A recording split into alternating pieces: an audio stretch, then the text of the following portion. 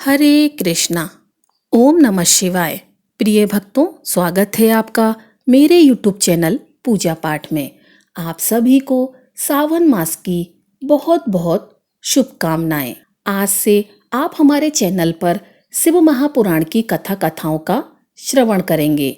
देखिए, वैसे तो शिव पुराण जैसे पवित्र ग्रंथ का पाठ आप कभी भी कर सकते हैं, लेकिन सावन मास में शिव पुराण का पाठ बहुत ही शुभकारक होता है। जो भी मनुष्य भगवान शिव की कृपा प्राप्त करना चाहता है और अपने जीवन में दुख दरिद्रता को दूर करना चाहता है, उसे शिव पुराण का अवश्य ही पाठ करना चाहिए।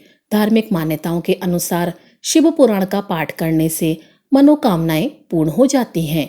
निसंतान लोगों को संतान की प्राप्ति हो जाती है। अगर वैवाहिक जीवन से संबंधित समस्याएं आ रही हों तो वे समस्याएं भी दूर हो जाती हैं। व्यक्ति के समस्त प्रकार के कष्ट और पाप नष्ट हो जाते हैं और जीवन के अंत में उसे मोक्ष की प्राप्ति होती है।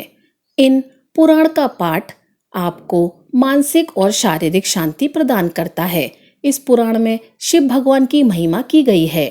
इस पुराण में शिव जी को वात्सल्य, दया और करुणा की मूर्ति के रूप में महिमा मंडित किया गया है।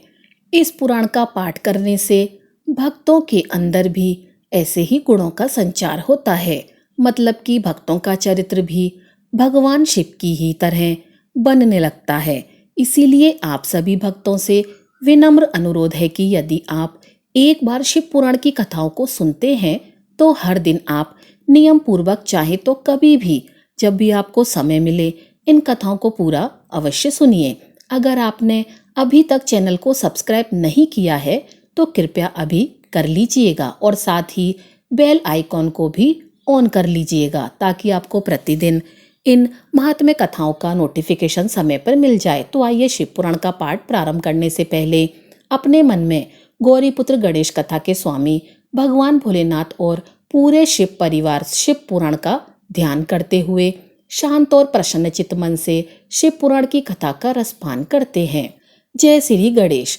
सूत जी द्वारा शिव पुराण की महिमा का वर्णन किया गया है।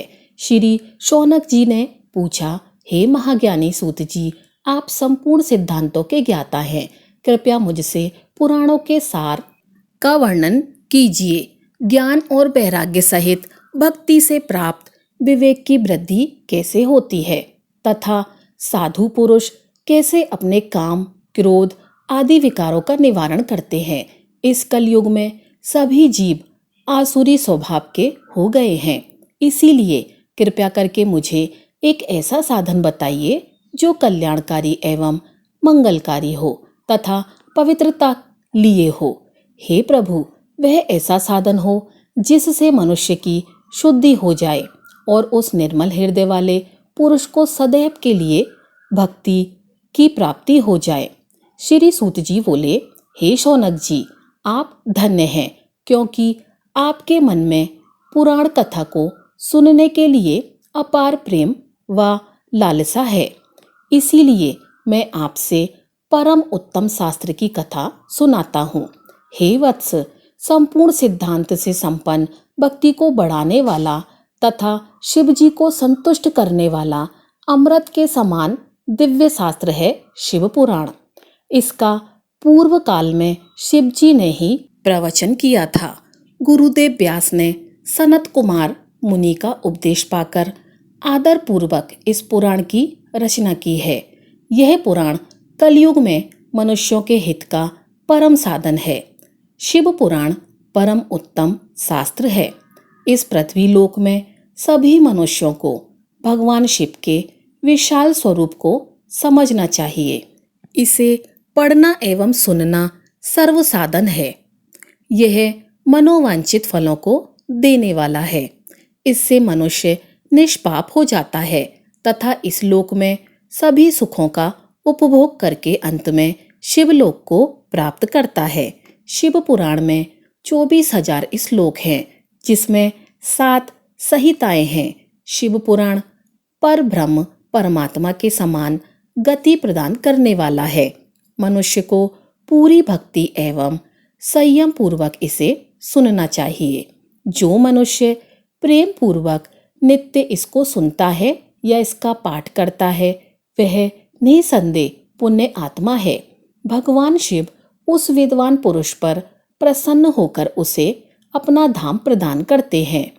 प्रतिदिन आदर पूर्वक शिव पुराण का पूजन करने वाले मनुष्य संसार में संपूर्ण भोगों को भोग कर भगवान शिव के पद को प्राप्त करते हैं।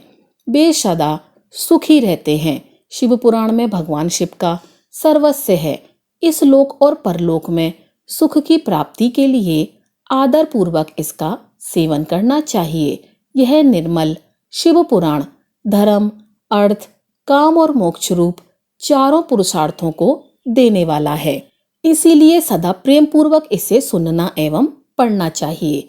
आइए अब सुनते हैं देवराज को शिवलोक की प्राप्ति और चंचुला के संसार से वैराग्य की कथा। श्री शौनक जी ने कहा, आप धन्य हैं सूत जी, आप परमार्थ तत्व के ज्ञाता हैं। आपने हम पर कृपा करके हमें यह अद्भुत और दिव्य कथा सुनाई है। भूतल पर इस कथा के समान कल्याण का और कोई साधन नहीं है। आपकी कृपा से यह बात हमने समझ ली है। सूत जी, इस कथा के द्वारा कौन से पापी शुद्ध होते हैं, उन्हें कृपया पूर्वक बताइए। इस जगत को कृतार्थ कीजिए। सूत जी बोले, हे मुनि, जो मनुष्य पाप, दुराचार तथा काम, क्रोध, मद, लोभ में निरंतर डूबे रहते हैं, वे भी शिव पुराण पढ़ने अथवा सुनने से शुद्ध हो जाते हैं तथा उनके पापों का पूर्णतः नाश हो जाता है। इस विषय में मैं तुम्हें एक कथा सुनाता हूँ, ध्यानपूर्वक सुनो। देवराज ब्राह्मण की कथा। बहुत समय पहले की बात है कि रातों के नगर में देवराज नाम का एक ब्राह्मण रहता था। वह ज्ञान में दुर्बल, गरीब, रस बेचने वाला तथा वैदिक धर्म से विमुख था। वह स्नान संध्या नहीं करता था तथा उसमें वैश्यवत बढ़ती ही जा रही थी। वह भक्तों को ठगता था। उसने अनेक मनुष्यों को मारकर उन सब का धन हड़प लिया था। उस पापी ने थोड़ा सा भी धन धर्म के काम में नहीं लगाया था। वह वैश्यगामी तथा आचार भ्रष्ट था। एक दिन वह घूमता घूमता देवयोग से प्रतिष्ठानपुर अर्थात जोशी प्रयाग में जा पहुंचा। वहां उसने एक शिवालय देखा जहां बहुत से साधु महात्मा इकट्ठे हुए थे। फिर वह देवराज वहां ठहर गया। वहां रात में उसे ज्वर आ गया और उसे बड़ी पीड़ा होने लगी। वहीं पर एक ब्राह्मण देवता शिव पुराण की कथा सुना रहे थे। ज्वर में पड़ा देवराज भी ब्राह्मण के मुख से शिव कथा को निरंतर सुनता रहता था।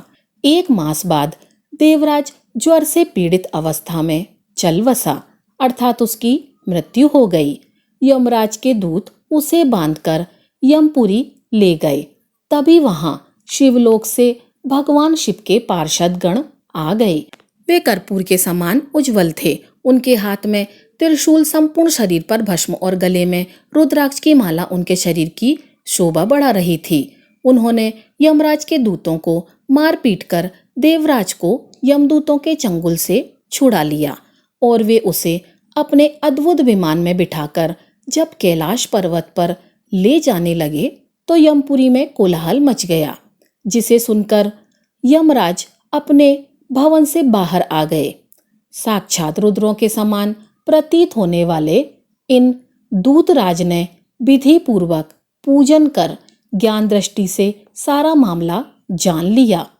उन्होंने भय के कारण भगवान शिव के दूतों से कोई भी बात नहीं पूछी।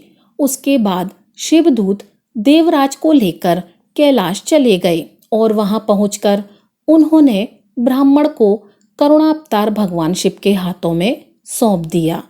शौनक जी कहते हैं, हे महाभाग, हे सूत जी, आप सर्वज्ञ हैं। आपके कृपा प्रसाद से मैं कृतार्थ हुआ हूँ।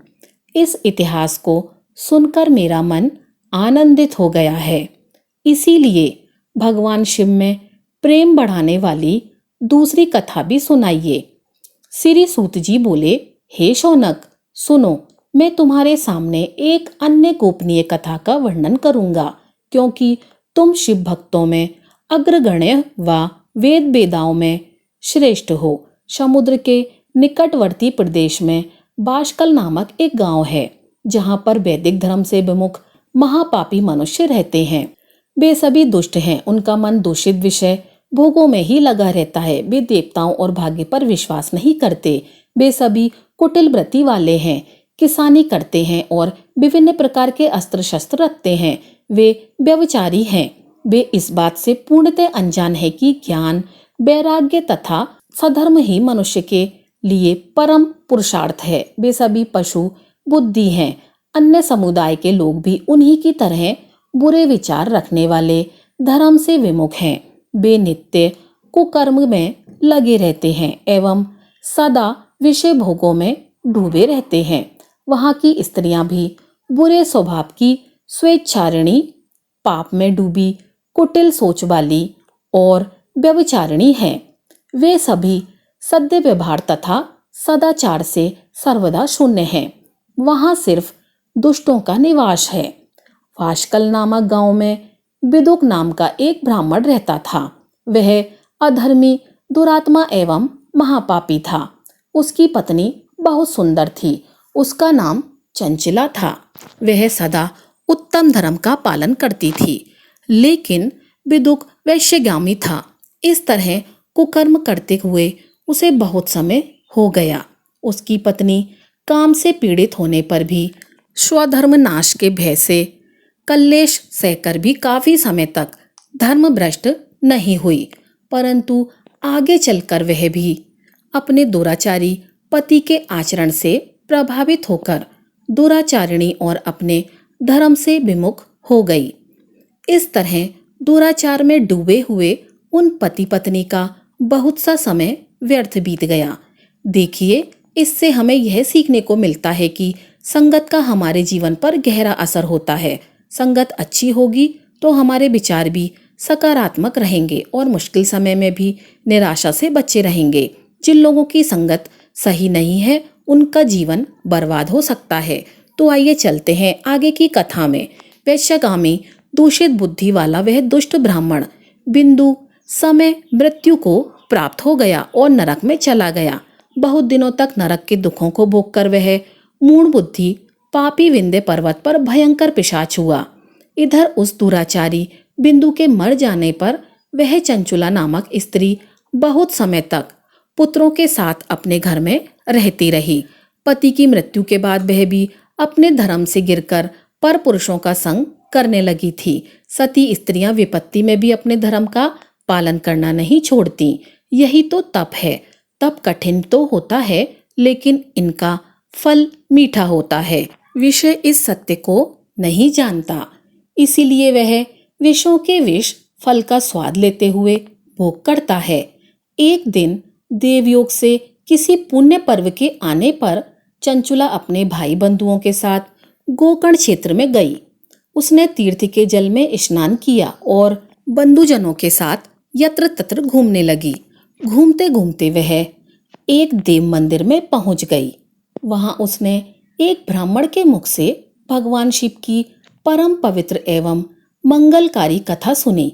कथावाचक ब्राह्मण कह रहे थे कि जो स्त्रियां व्यभिचार करती हैं, वे मरने के बाद जब यमलोक जाती हैं, तब यमराज के दूत उन्हें तरह तरह से यंत्रणा देते हैं। ये सारे दंड वेदना देने वाले होते हैं कि जीव पुकार पुकार कर कहता है कि अब ऐसा नहीं करेंगे, लेकिन यमदूत उन्हें छोड़ते नहीं।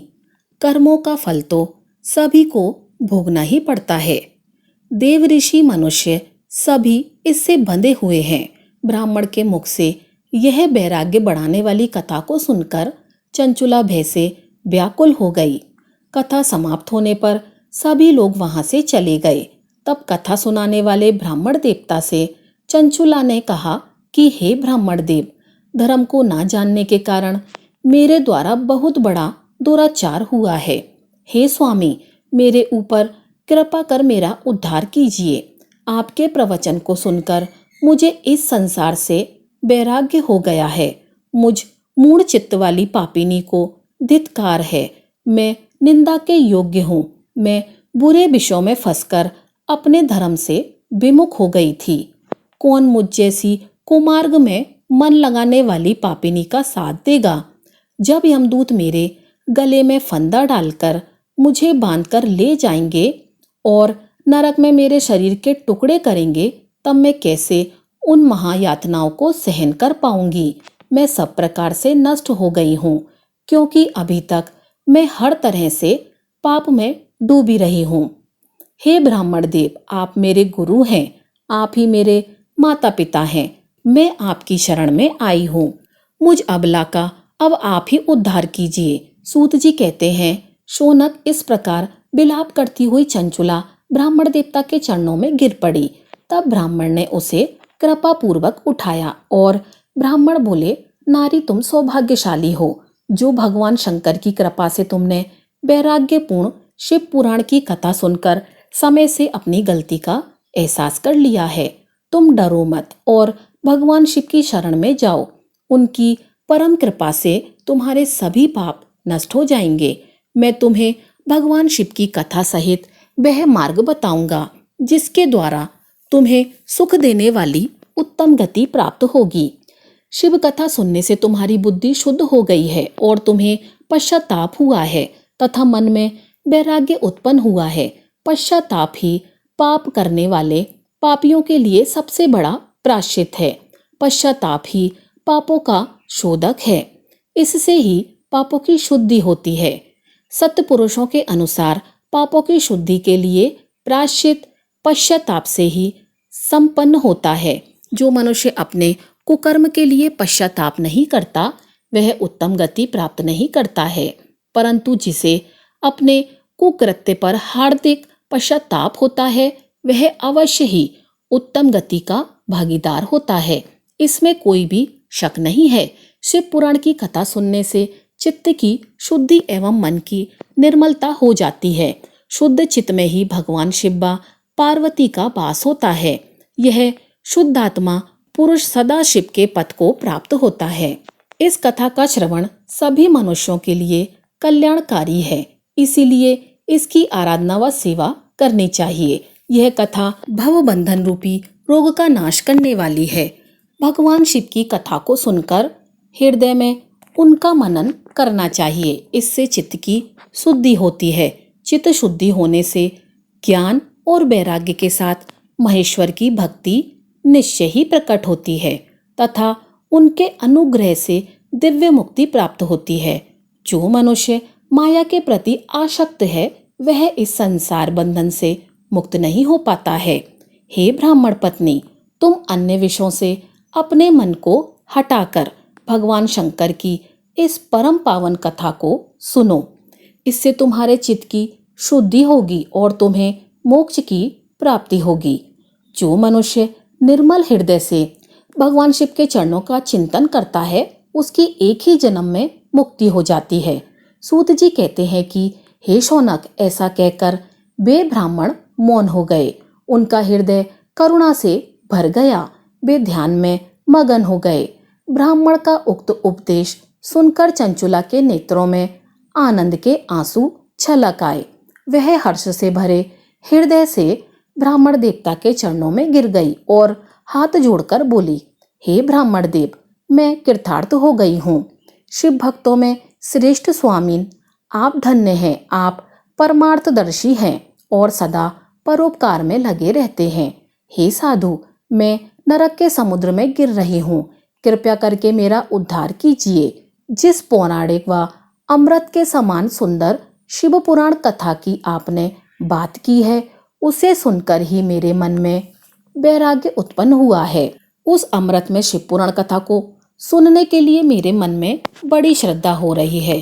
कृपया आप मुझे उसे सुनाइए। सूत जी कहते हैं, शिव पुराण की कथा सुनने की इच्छा मन में लिए हुए चंचुला उन ब्राह्मण देव की सेवा में वहीं रहने लगी। उस गोकर्ण नामक महाक्षेत्र में उन ब्राह्मण देवता के मुख से चंचुला शिव पुराण की भक्ति, ज्ञान और वैराग्य बढ़ाने वाली और मुक्ति देने वाली परम उत्तम कथा सुनकर कृतार्थ हुई। उसका चित्त शुद्ध हो गया। वह अपने हृदय में शिव के सगुण रूप का चिंतन करने लगी। वह सदैव शिव भक्त के सच्चिदानंदमय स्वरूप का स्मरण करती थी। उसके बाद अपना समय पूर्ण होने पर चंचुला ने बिना किसी कष्ट के अपना शरीर त्याग दिया। उसे लेने के लिए एक दिव्य विमान वहां आया। यह विमान शोभा साधनों से सजा हुआ था और शिवगणों से सुशोभित था। चंचुला विमान से शिवपुरी पहुंची। उसके सारे पाप धुल गए। वह दिव्यांगना हो गई। वह गौरांगी देवी मस्तक पर अर्धचंद्र का मुकुट व अन्य दिव्य आभूषण पहने शिवपुरी में पहुंची। वहां उसने सनातन देवता त्रिनेत्रधारी महाशिव को देखा। सभी देवता उनकी सेवा में भक्ति भाव से उपस्थित थे। उनकी अंग कांत करोड़ों सूर्यों के समान प्रकाशित हो रही थी। 5 मुख और हर मुख में 3-3 नेत्र थे। मस्तक पर अर्धचंद्राकार मुकुट शोभ्यमान हो रहा था। कंठ में नील चिन्ह था। उनके साथ में देवी गौरी विराजमान थीं, जो विद्युत पुंज के समान प्रकाशित हो रही थीं। महादेव जी की कांत कपूर के समान गौर थी। उनके शरीर पर श्वेत वस्त्र थे तथा शरीर श्वेत भस्म से युक्त था। इस प्रकार भगवान शिव के परम उज्जवल रूप के दर्शन करके चंचुला बहुत प्रसन्न हुई। उसने भगवान को बारंबार प्रणाम किया और हाथ जोड़कर प्रेम आनंद और संतोष से युक्त होकर विनीत भाव से खड़ी हो गई। उसके नेत्रों से आनंद अश्रुओं की धारा बहने लगी। भगवान शंकर व भगवती गौरी उमा ने करुणा के साथ सौम्य दृष्टि से देखकर चंचुला को अपने पास बुलाया। गौरी उमा ने उसे प्रेम पूर्वक अपनी सखी बना लिया। चंचुला सुखपूर्वक भगवान शिव के धाम में उमा देवी की सखी के रूप में निवास करने लगी। सूत जी बोले, सोनक, एक दिन चंचुला आनंद में मगन उमा देवी के पास गई और दोनों हाथ जोड़कर उनकी स्तुति करने लगी। चंचुला बोली, हे गिरिराज नंदिनी स्कंद माता उमा, आप सभी मनुष्यों एवं देवताओं द्वारा पूजनीय तथा समस्त सुखों को देने वाली हो। आप शंभु प्रिया हो। आप ही सगुणा और निर्गुणा हो।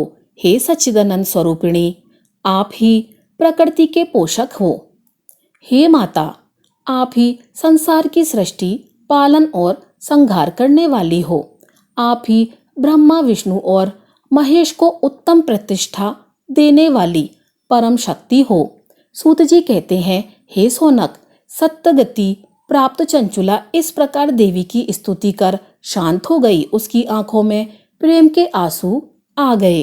तब शंकर प्रिया भक्त वत्सला उमा देवी ने बड़े प्रेम से चंचुला को चुप कराते हुए कहा, हे सखी चंचुला, मैं तुम्हारी स्तुति से बहुत प्रसन्न हूँ।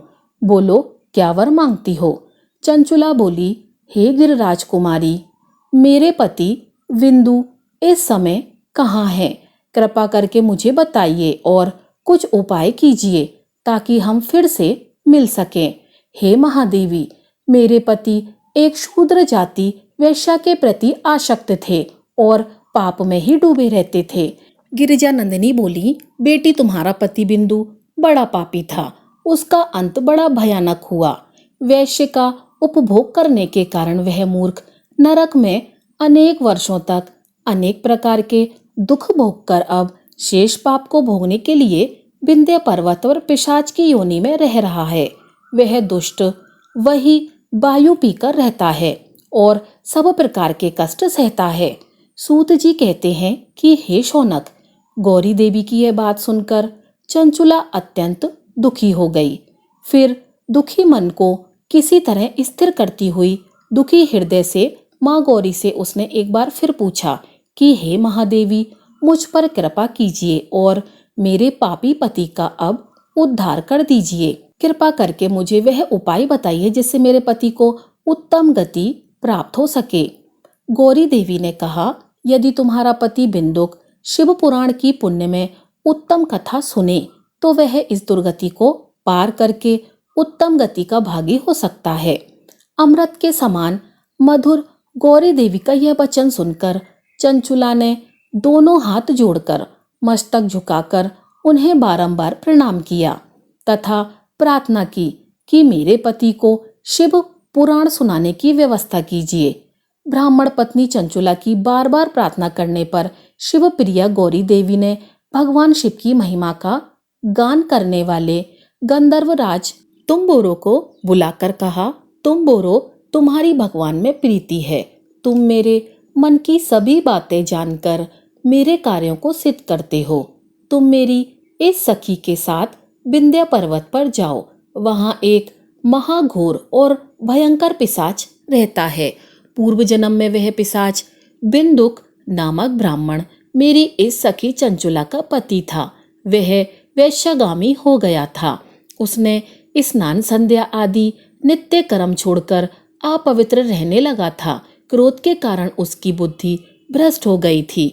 दुर्जनों से उसकी मित्रता तथा सज्जनों से द्वेष बढ़ गया था। वह अस्त्र शस्त्र से हिंसा करता, लोगों को सताता और उनके घरों में आग लगा देता था। चांडालों से दोस्ती करता, वह रोज वेश्या के पास जाता था। पत्नी को त्याग कर दुष्ट लोगों से दोस्ती कर उन्हीं के संपर्क में रहता था। वह मृत्यु तक दुराचार में फंसा रहा। मृत्यु के बाद उसे पापियों के भोग स्थान यमपुरी ले जाया गया। वहां घोर नरकों को सहकर इस समय वह विंध्य पर्वत पर पिशाच बनकर रह रहा है और पापों का फल भोग रहा है। तुम उसके सामने परम पुण्य में पापों का नाश करने वाली शिव पुराण की दिव्य कथा का प्रवचन करो।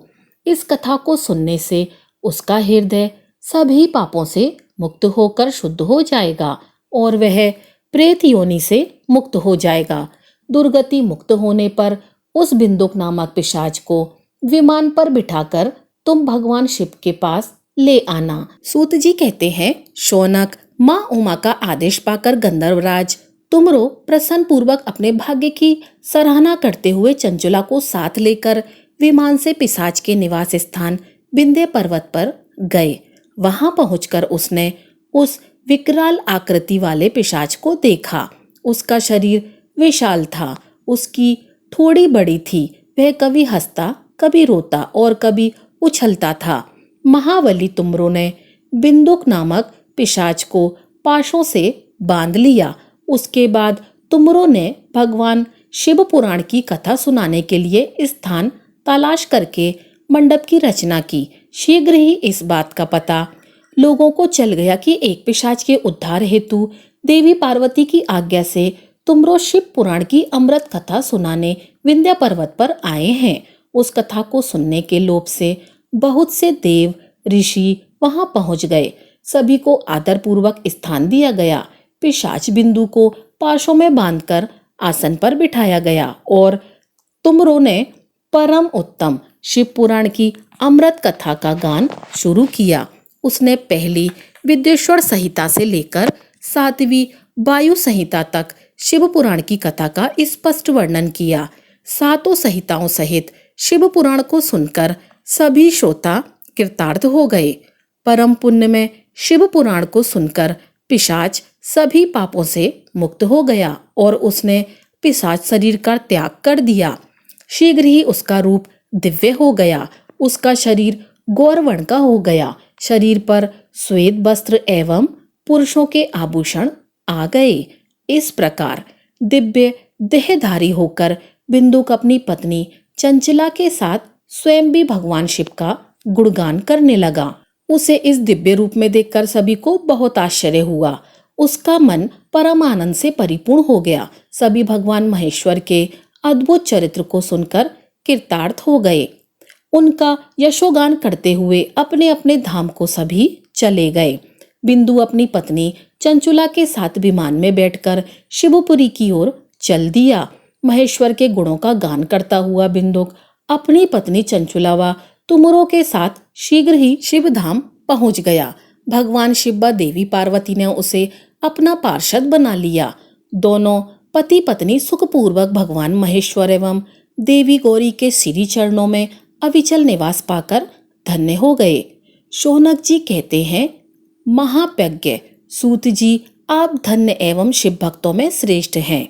हम पर कृपा कर हमें कल्याण में शिव पुराण के श्रवण की विधि बताइए, जिससे सभी श्रोताओं को संपूर्ण उत्तम फल की प्राप्ति हो।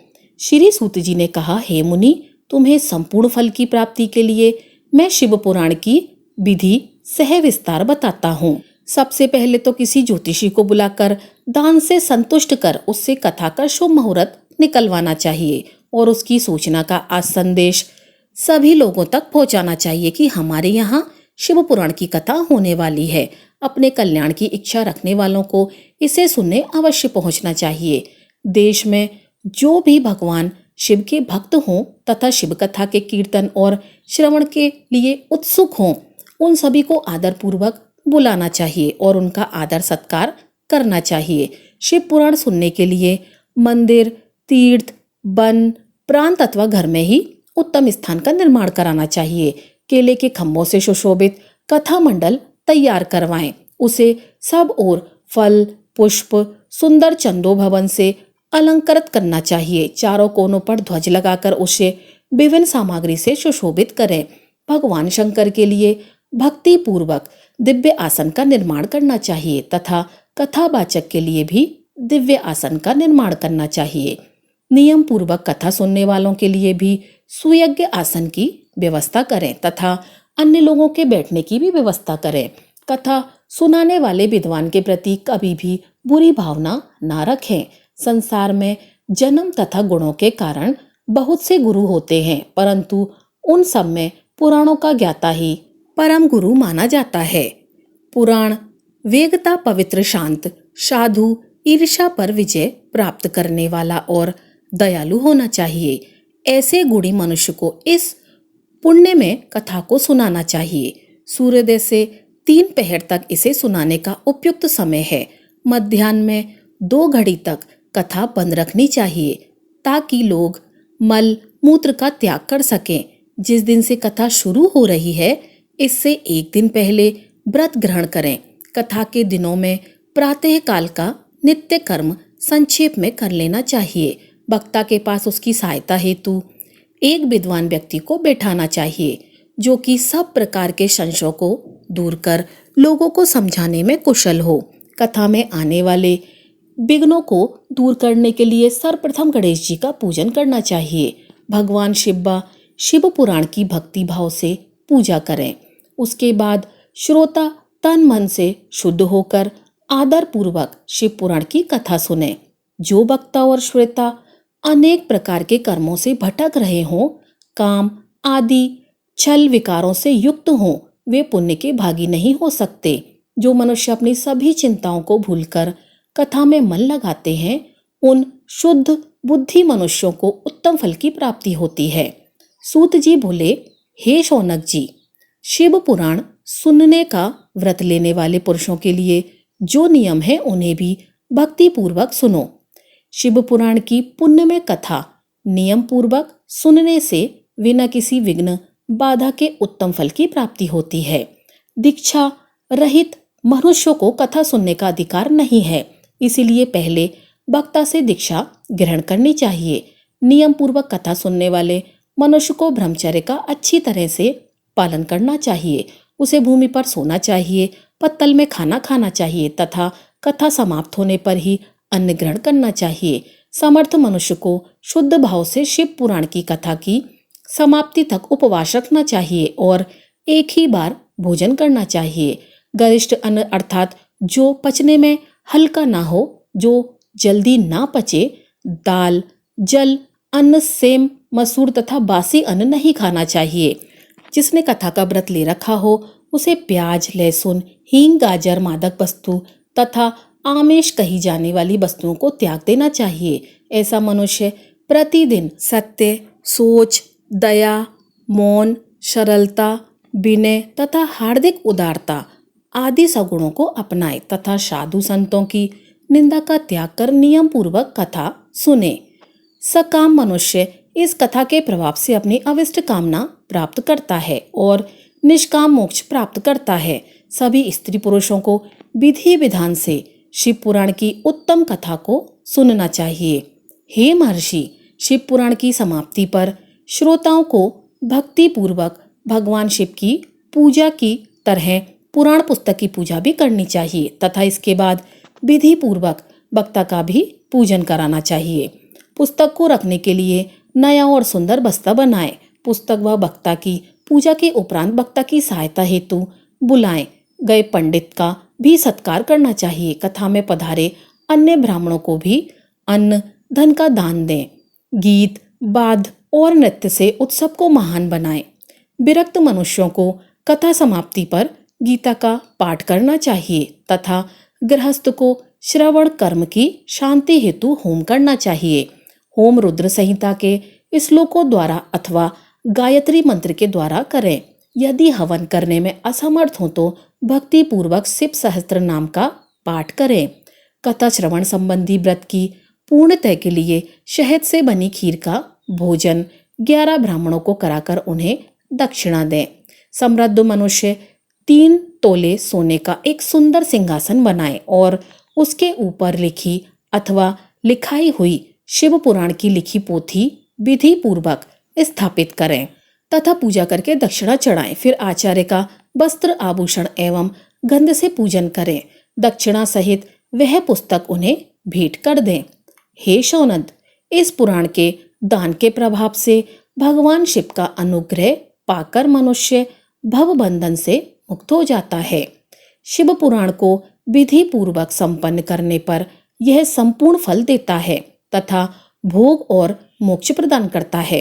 हे मुनि, शिव पुराण का सारा महात्म जो संपूर्ण फल देने वाला है मैंने तुम्हें सुना दिया। अब आप और क्या सुनना चाहते हो? श्रीमान, शिव पुराण सभी पुराणों के माथे का तिलक है।